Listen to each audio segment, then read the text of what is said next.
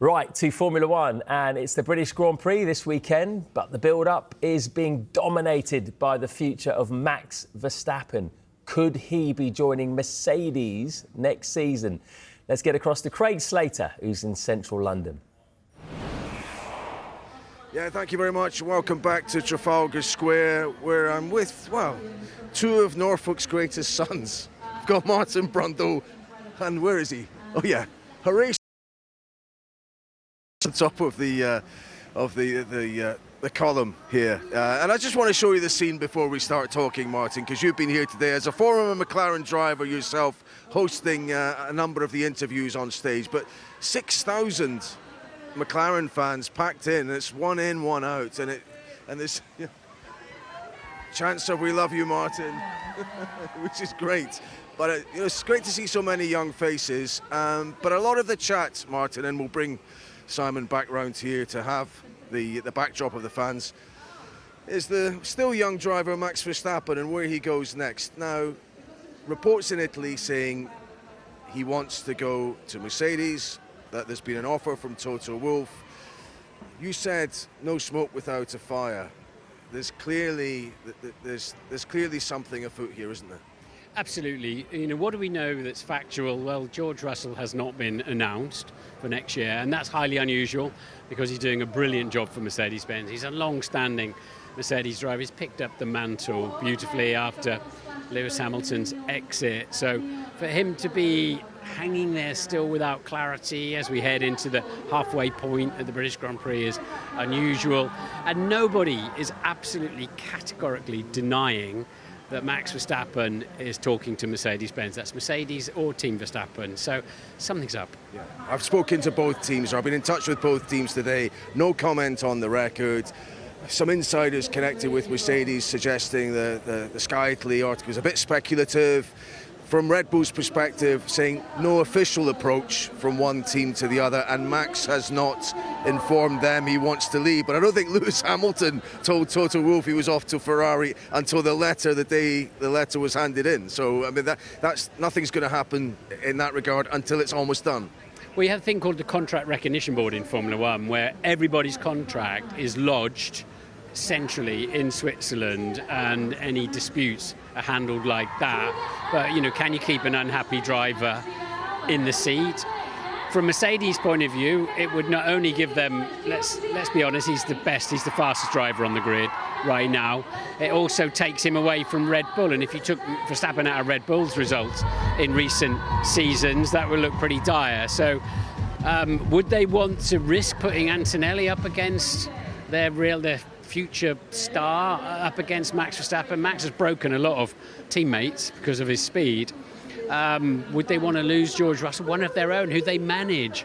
And Max comes with a little bit of baggage. It's not the easiest group to handle, and as I say, he's broken his teammates. So we'll have to wait and see exactly how that plays out. But I can see why, if you're running a Formula One team and Verstappen's in the marketplace, you've got to consider hiring him.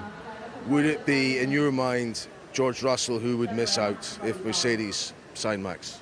I think it would, yeah. I think Mercedes and Toto in particular are so invested in Kimi Antonelli as the future star, the teenager now, that I would be, and I know that George has been making contact with other teams. So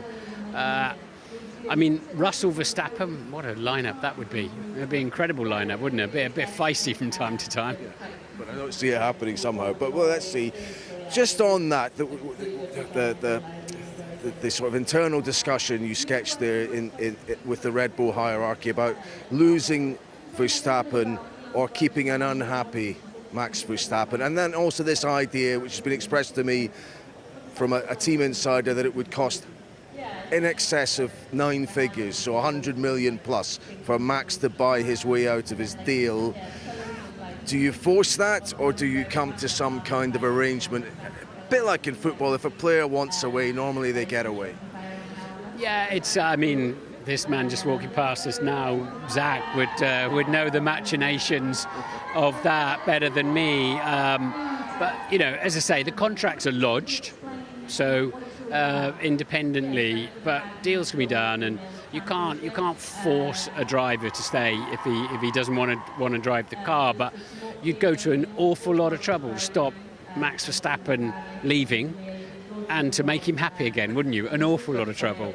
But you know, they've lost Adrian Newey, they lost Jonathan Wheatley, they lost a guy called Rob Marshall who's gone and made a big difference at McLaren.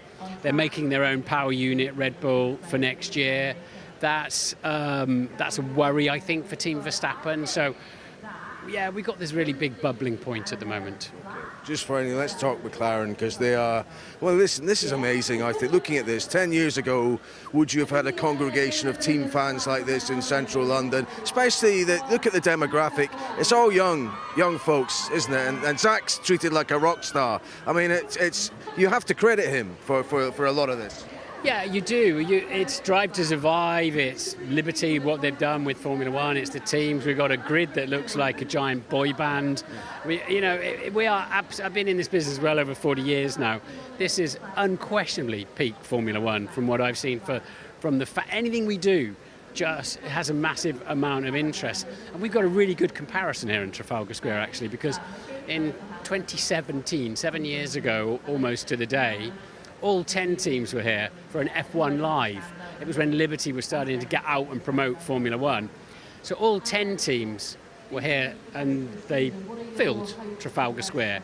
Today, one team can fill Trafalgar Square with a queue going back to Chinatown. So I think you've got a really easy comparison, understanding of just how much more popular it is now. Then you've got the Brad Pitt F1 movie coming out now, which I think will move the game on again. But this is extraordinary. Martin, you have a great role in that. If you haven't seen the F1 movie, Martin underpins so much of it, so that tells you something about its authenticity. The other great Norfolk chap, what was his ship called? Victory. I think whatever happens with Max Verstappen, Victory this season is going to be McLaren's, I think, both in the Drivers' and the Constructors' Championship. Not long to wait now. Coverage of the British Grand Prix from Silverstone is live from Friday on Sky Sports F1.